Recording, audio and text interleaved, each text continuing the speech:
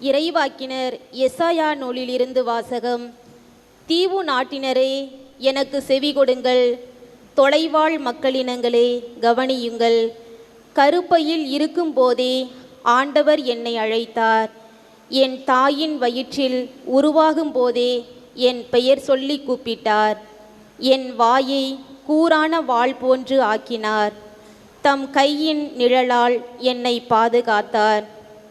என்னை பளபளக்கும் அம்பு ஆக்கினார்.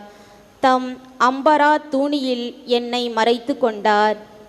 அவர் என்னிடம், நீயே என் ஊழியன், இஸ்ரவேலே, உன் வழியாய் நான் மாற்றியுருவேன் என்றார். நானோ, வீணாக நான் உழைத்தேன், வெறுமையாகவும் பயனின்றியும் என் ஆற்றலை செலவழித்தேன்.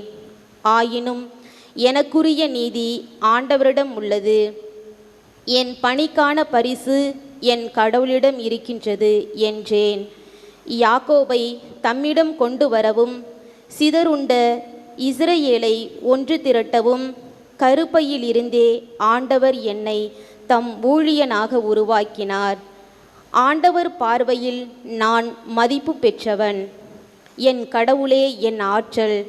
அவர் இப்பொழுது உரைக்கிறார்.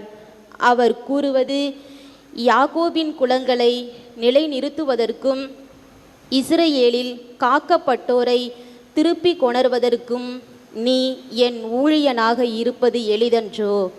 உலகம் முழுவதும் உன் மீட்பை அடைவதற்கு நான் உன்னை பிற இனத்தாருக்கு ஒளியாகவும் ஏற்படுத்துவேன். ஆண்டவரின் அருள்வாக்கு.